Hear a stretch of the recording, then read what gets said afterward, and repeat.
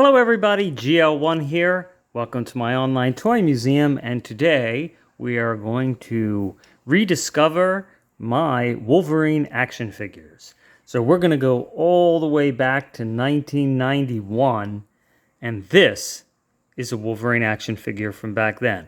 Now, Hugh Jackman is like 6'1" or something like that, but Wolverine was supposed to be a smaller fella.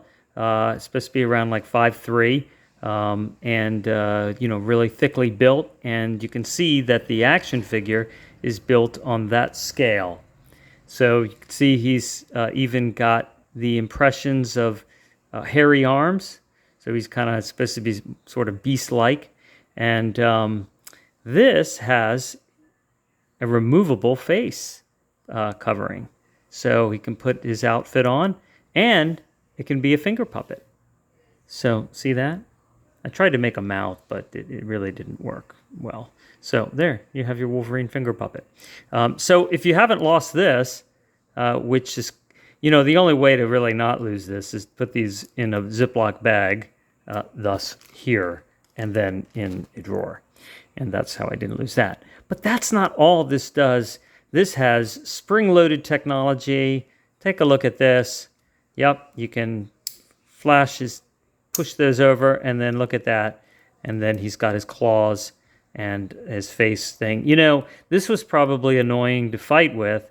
I don't know how the luchadors do what they do with the masks on. They're utterly incredible. So maybe Wolverine, learned from them. But there you go. And, so one is for slicing and one is for dicing. So you can go up to an action figure, right? Like, him and the Hulk, and, kind of like put it in. Oh, he stabbed him in there. All right. So that's going to get in the way all the time. But anyway, it's a cool figure, and not, the regular, bright yellow. All right. Well, then a couple years later, Mrs. GL1 got me this. So she got me this big gold collectible Wolverine, and she thought, you probably don't like it, but no, it's cute, and it doesn't articulate a whole lot because this is 1993. That's how they were a lot of times, although they could have, but they didn't. And he has some kind of ray gun here. I don't know why Wolverine would need that, but it came with that. And how did I not lose that? But this is just kind of stored in a place. And look at that. It's got like a metal, what do you call that? I can't think of the word, but one of those metal things for the joint. So you don't see that now. It's all, plastic. All right, so there you go. Gold collectible Wolverine. All right. And then a couple years after that, this is 95 Wolverine. So look at how wide his shoulders are. He looks a little uncomfortable, like he's got indigestion. He's about to burp. But he also has the spring-loaded, there you go, claws. And if you'll notice, these are not in two different directions. So notice here, see, he's got one for slicing on the one on the left and dicing. And then here, I think it's more like these jumping, and he's, gonna get you like that. And it looks like he's got something. Yeah, look at that. There you go. So he's like, And, maybe this hand was supposed to do it too, but it doesn't seem to be working. So maybe it's broken, or maybe because it seems like it just, kind of spins all around like that. I'm not sure it was supposed to do that. But anyway, take a look at that gimmick. And he could turn his head just slightly. But he's like, right? So there you go. He's got some jeans on. And, of course, you have the 1990s articulation, limited. But, hey, it's Wolverine. He's wearing a coat. Big old calf muscles. Look at that. So, all right. Well, my favorite Wolverine from 1997 was this fella. And I remember buying this. I bought this in Chicago. And we were living in Chicago for just a couple of weeks.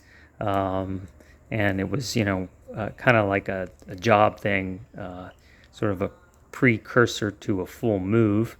And I was like, oh, what am I going to do with myself? And I went to, I think, probably the local Toys R Us, and I found this Wolverine, and I love this Wolverine. It's just, I love the anger, the size, the musculature. Look at the abs. Yeah, it doesn't have like all the articulation of the figures today, but it's got just enough to really look like just an angry Wolverine. He's got the arms, the shoulder articulation and the elbows. And you can always put this plastic again in boiling water and kind of shape it, and then once you shape it, then throw it in some cold water and it'll get it to stay. But I think this really embodies the rage. Look, you can even see he's got some longer teeth there, some canines. I hope you can see that.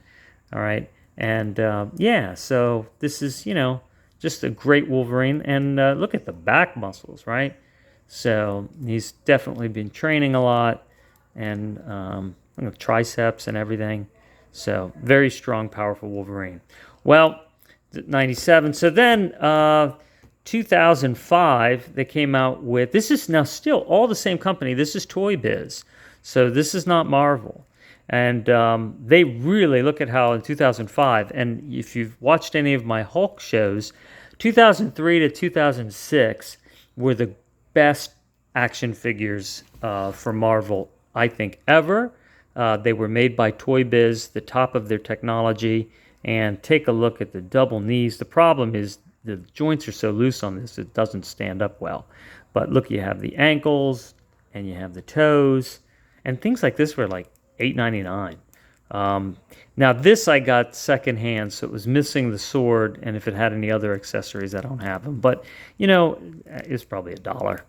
I mean, look at the details, the double elbows, the bicep angle, the extra shoulder joint. Take a look at that, and look, it really extends back in there. And unfortunately, on some of the Hulks, there's one design of Hulk that has that, and it's two pins here that this rotates on, and it cracks. There's actually was like a shoulder covering, and the plastic kind of gets dry rot and cracks. But this is a mushy kind of flexible plastic that's not going to happen to, not anytime soon anyway. And I guess maybe there was some kind of accessory that came on, put on his back there. But yeah, this is a really good Wolverine. I mean, look at he's got a lot of the cheek hair, right? But, he doesn't want to get, he's maybe a messy eater, and he doesn't want to get all that food stuck in his beard. So he wants to have the facial hair, but not have the facial hair. So he went with this, and the ball joint hips, so he can move them all around. So, all right, there you go.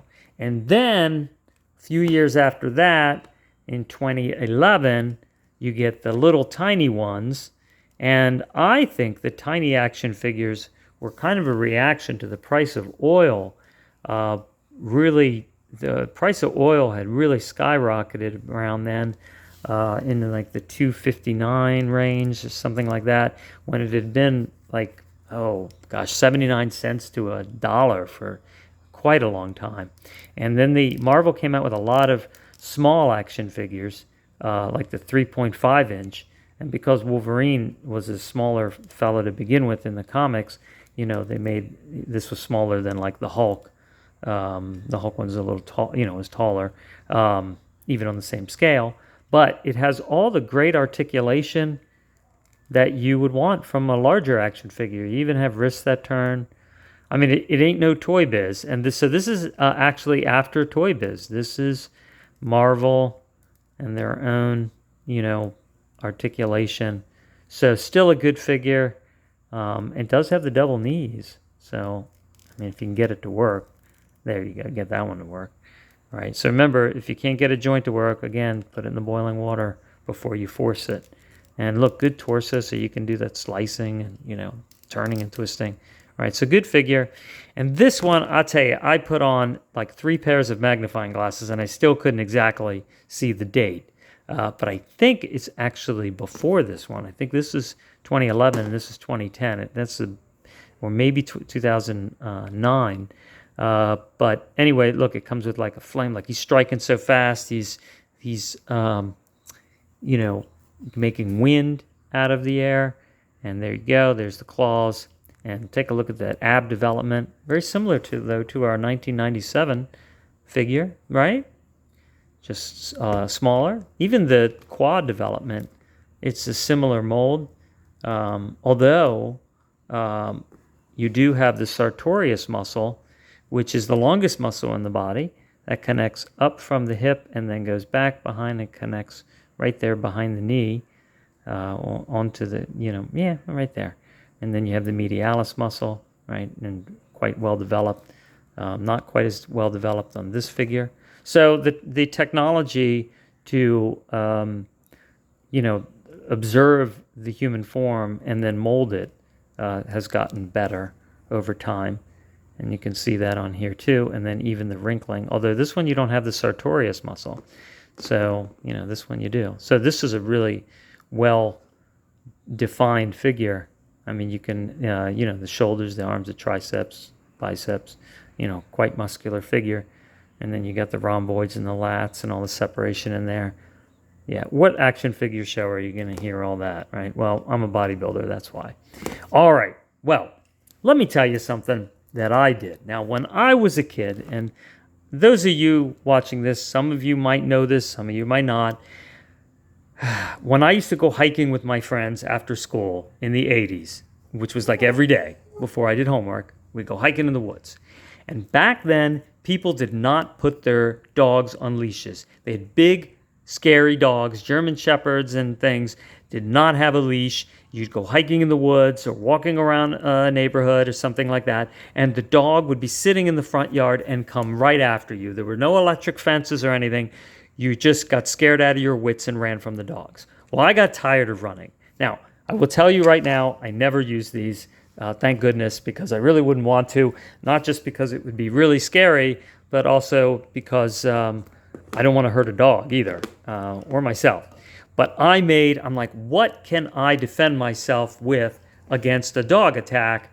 So I made these. All right, they're oak. And I took metal and I bent it and I made a handle.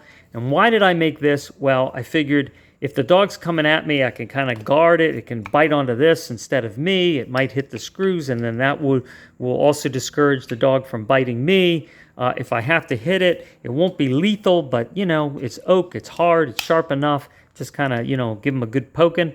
And I made 2 of them, and I'm like, well, let me make, so I made Wolverine claws. Now, I actually never finished them. I put duct tape here. You can see this duct tape is like really, really old. I mean, this is over.